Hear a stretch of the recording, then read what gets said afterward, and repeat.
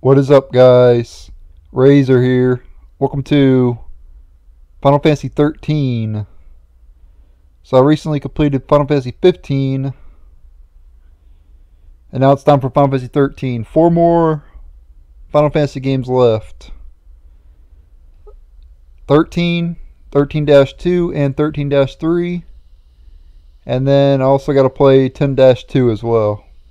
So 4 left of the main games. And then of course I got to play the spin-off games as well, which I will be playing on the channel as well. And I've actually already played the spin-off games outside of YouTube, except for Crisis Core and Type 0 HD. I never played that. I never played those two. But I pretty much played all the other spin-off games. Here's my graphic settings I'm going to be using because I'm playing on PC. So, max resolution 1920 by 1080. Max shadow resolution. And anti-aliasing MSAA X16. So max settings across the board. This game does support 60 FPS. However, I'm only going to be playing in 30 FPS. Because when I record, I can't quite get 60 FPS when I record. But it will be max settings and 30 FPS. With all that said, let's go ahead and jump into the game and I'll go over my history with Final Fantasy XIII whenever I get to the title screen. Welcome to the Final Fantasy XIII title screen. As for my history of Final Fantasy XIII, I first played Final Fantasy XIII back in 2012 on the Xbox 360, believe it or not.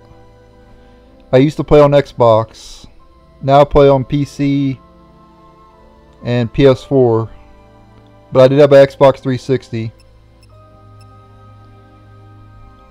And I pretty much 100% of this on 360, except I didn't do 2 achievements. I didn't get the Treasure Hunter achievement. And I did not beat the Super Boss. That's the only thing I didn't do. I did everything else in the game when I played on 360. My gamer tag on Xbox 360 was Razerxpsthebomb. Yeah, it's a stupid name, I know. I don't know why I put the bomb in my name. Outside of playing this game on 360, I also played this game last year on PC. I never recorded it though. The reason is because I couldn't get the game to run good on my other computer that I had last year. The graphics, it looked very bad, let's just say that. The graphics were trash because my PC couldn't handle it. The one I had last year. This PC runs this game flawlessly. I can actually run this game on max settings at 60 FPS when I'm not recording. However, when I'm recording, it goes below 60. So that's the only reason I'm recording in 30 FPS. And when I played it last year on PC, I 100%ed it. I did literally everything. I'm not even kidding. So this playthrough here will be 100% completion. And I'm going to do everything again. As for the PC version, there's something new in the PC version. That's easy mode. It basically makes the battles easier. But I will not be using it in the game. I'll be playing on normal. However, when I'm grinding, I'm going to put it on easy. Because easy makes it so much better to grind. Basically what easy mode does is you don't get rare drops. So no rare items on easy. and but the normal drop rate's increased by a lot. So no rare drops, but increased normal drop rate. And the battles are easier, so you can defeat the enemies quicker. So I highly recommend you play on easy when you grind. That's what I'm going to do. But I'm going to play through the game on normal, and I recommend you play through the game on normal and only play on easy when you grind. Because obviously you want them rare drops. You want to make sure you get those rare drops. So there you go. Alright, now one more thing I gotta say before I start the game up. This is gonna suck, but I have to do it. I have to skip every single cutscene. And the reason I have to skip every cutscene is because the cutscenes in this game are copyrighted. A lot of the cutscenes in 15 were not. And the cutscenes in 12, a lot of them were not copyrighted either. But this game has a huge copyright issue. So I have to skip the cutscenes to avoid the copyright, because I can't have copyrighted content on my channel. I refuse to post copyrighted content. I feel if a company doesn't want their game, if a company doesn't want part of their game on YouTube, I'm not going to post it on YouTube. That's my thought process, because I have respect for game developers and stuff. They don't want their part of their game on YouTube. I'm not going to post it on there. So I'll be just skipping the cutscenes out of respect, and also to avoid copyright. It kind of sucks though, but not much I can do about it. Anyway, let's go and start up a new game here. This will be 100% completion, like I said earlier. And I'm going to be playing on normal. And it says here, you have selected normal mode. For battles to change the difficulty level at any time, press E to open main menu and then select settings. Begin playing in normal mode? Yes. There is a cutscene at the beginning I'm going to skip. There's actually 2 cutscenes. And after I skip the cutscenes, it'll start the boss battle.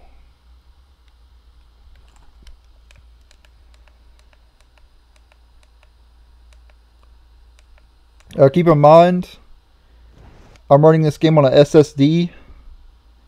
So my loading times will be a lot less than what it would be if you're playing on PS3 or Xbox 360. Or if you're playing the game off a hard drive. So, if you notice if you wonder why I'm loading so fast, it's because I'm on SSD. Anyway, I'm going to go ahead and start my all bosses video. I'm going to do an intro for that. So you're going to hear me doing an intro.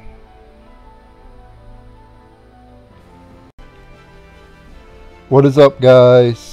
Razer here, and welcome to the all bosses for Final Fantasy XIII. This is all the bosses of the main storyline.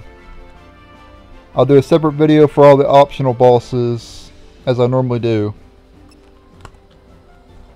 So this first boss is the Manasvin War Mech. You gotta fight it twice at the beginning. I'm gonna skip the tutorial. For this battle, just attack. It's very easy. You cannot lose this fight.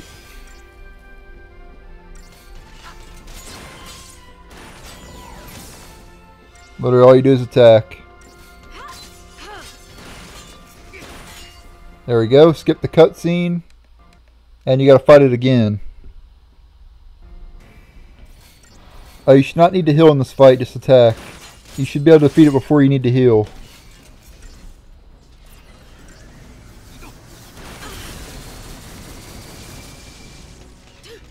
I kind of was a little bit slow there though, because he did that wave cannon at the perfect time. I should be alright though.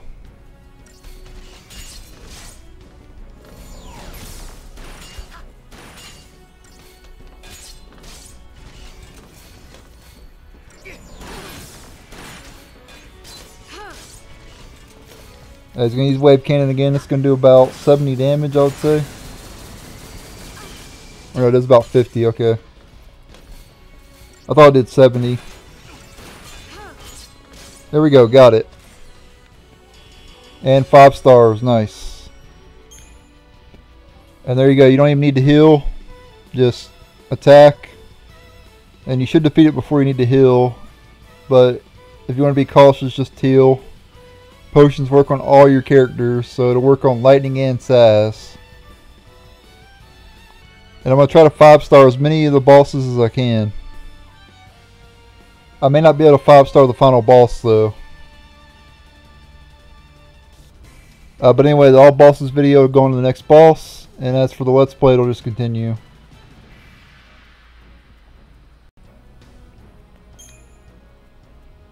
And we gotta skip more cutscenes. Alright, now I'm back in Let's Play mode again.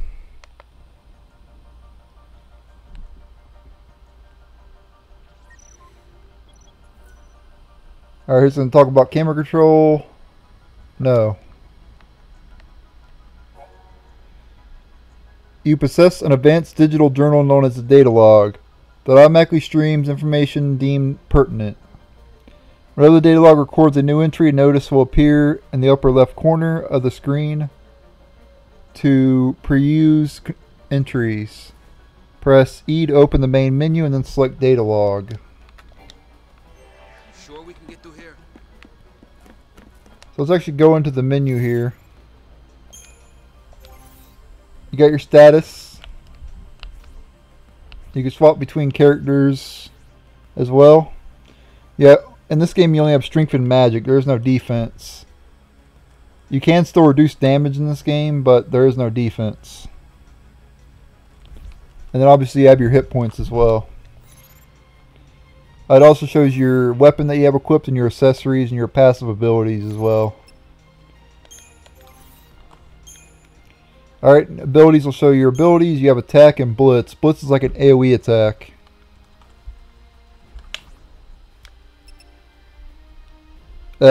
Lightning basically does like a whirlwind, basically. Equipment, you can equip weapons and accessories in this game. You can get multiple accessory slots later on in the game.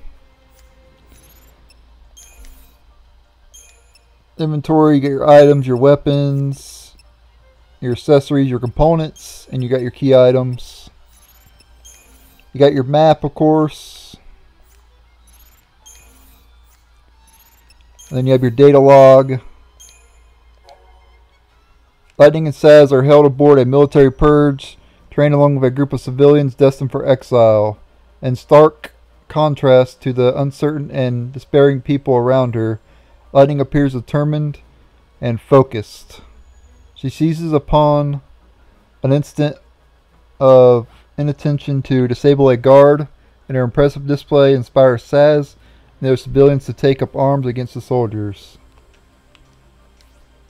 After clashing with army forces, the train crashes to a halt in the war-torn district known as the Hanging Edge. Saz attempts to figure out Lightning's angle, but she shows little desire to share.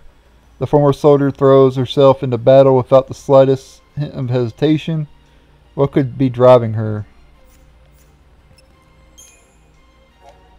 And I'm not gonna. I'll go over the. I'm not gonna bother to read this stuff. This is pretty basic stuff. I'll pretty much be explaining all this stuff anyway.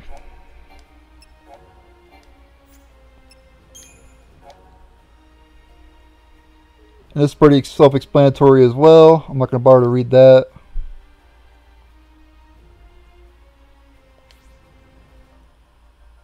Yeah, this is important right here. Your party leader HP reaches 0, the game is over. So you have to keep your party leader alive. And you can also retry battles if you press start during battle. You can hit retry. This is talking about a rating. The faster you defeat the enemies, the better your rating you'll get. 5 stars the max, and 0 stars is the lowest you can get. Keep in mind, for getting 5 stars, you get increased drop rate. However, if you get low stars, you have an increased shroud drop rate. Shrouds are something I'll explain later in the game. But if you get, keep in mind, if you get a lower star, you get shrouds. You have a chance to get them, anyway. Area maps, pretty self-explanatory. The data log, we already read. Camera settings. Here's the first enemy we fought, which is the Manasman War Mech. Alright. And then you have your settings, of course. Alright, let's head through the Hanging Edge, the first dungeon in the game. Alright, so here we are in the first dungeon, the Hanging Edge. Got a save point here at the beginning.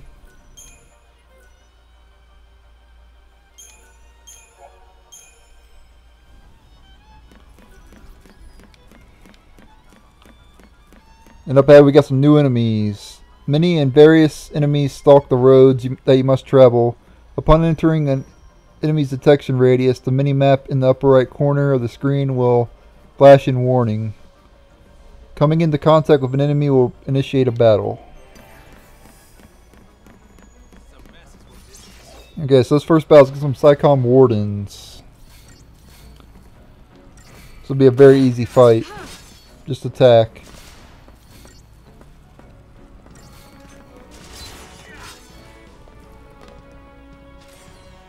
You always want to take the Wardens out first. If you see an enemy with a gun, the general rule is to take out the enemy with a gun first. And then take out any enemies with like a sword or whatever later after you defeat the enemy with a gun.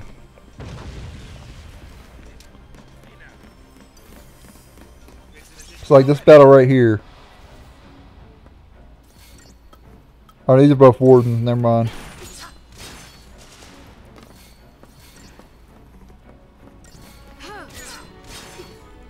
I will be cutting out random battles against enemies I've showed before.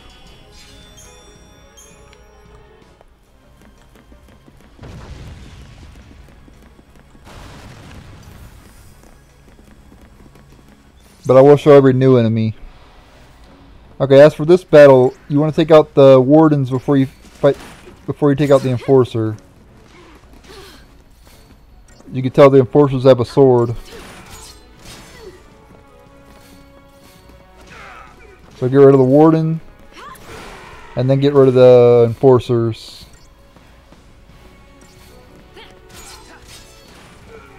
There you go.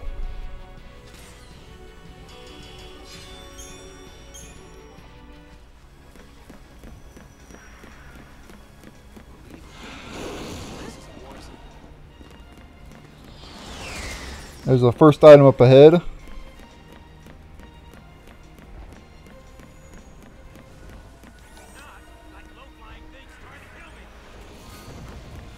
We get a potion.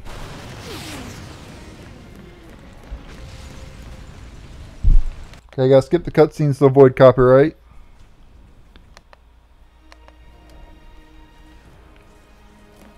No need to be pushing now. Make sure there's nothing back here.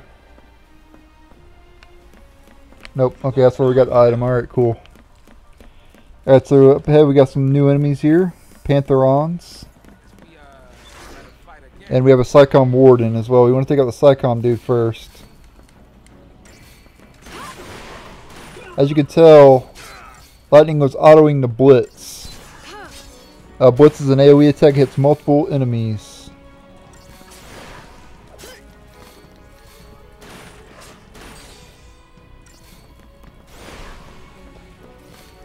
Blitz actually does less damage than what a normal attacks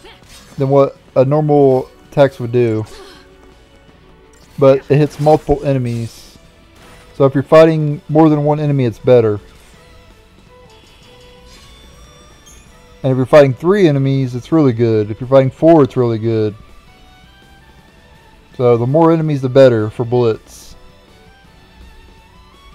But if you're fighting just one enemy, it's better to just attack.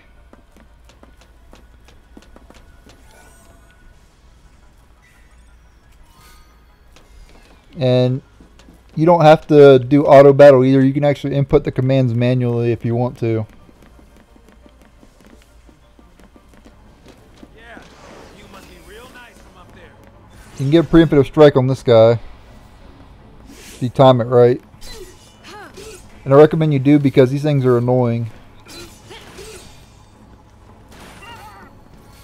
Definitely the toughest enemy in this area, the aerial recons. They got like a missile attack, which not only stuns you, but also does a lot of damage.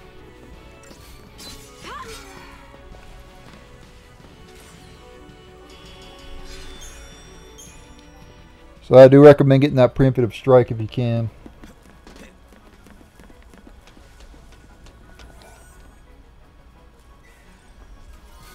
Here we get an Iron Bangle, which I guess I'll equip. On lightning there. You definitely want to equip it on your party leader because if your party leader dies, it's game over.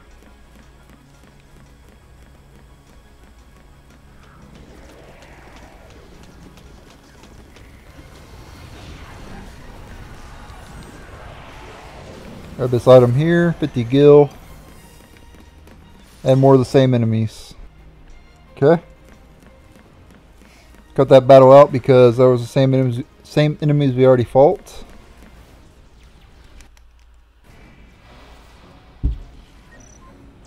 Okay, this tutorial is about item usage. I'm going to skip it. But items work on both characters. Oh, I should have took out the warden first. Oops. That was a mistake.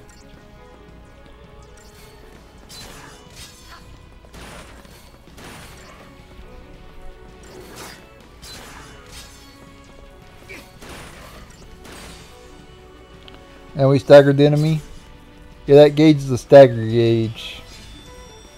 If you increase that gauge to the max, it'll stagger the enemy. And a staggered enemy will take more damage.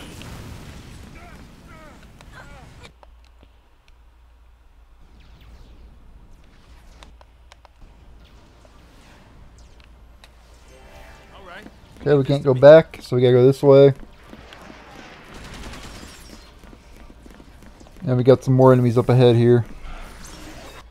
Also, one thing I wanted to mention, this game supports 60 FPS, like I mentioned in the Let's Play earlier. So if you can handle 60 FPS, I highly recommend you play in 60 FPS because this game looks amazing in 60 FPS. I'm only recording in 30 FPS, so you guys won't see it. But it looks amazing in 60 FPS.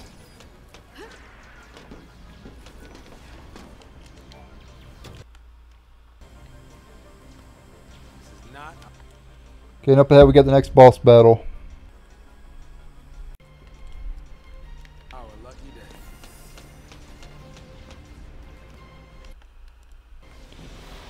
And it's boss time against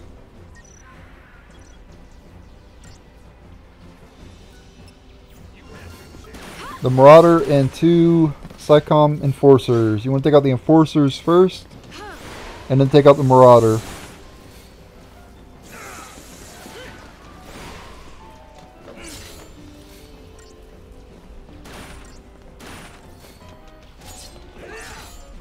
Might have to heal in this fight. I don't know if I will or not. We'll see. If I can avoid healing, I will. There we go. Got it staggered. So that means I shouldn't need to heal then. Should be able to defeat it in time before I need to heal. If Saz goes down, it's not really a big deal.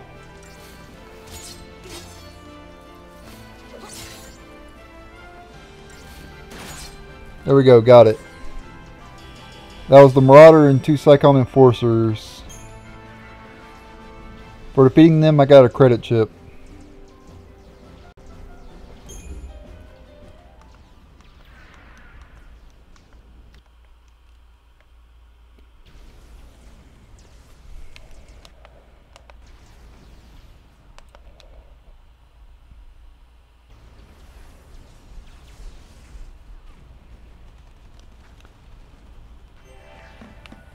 Okay, we're still on the hanging edge here.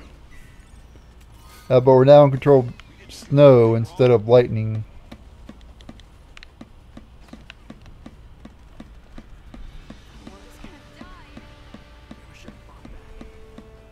And I'm going to go and end the video here. So I want to thank you guys for watching. Stay tuned for the next episode. And later.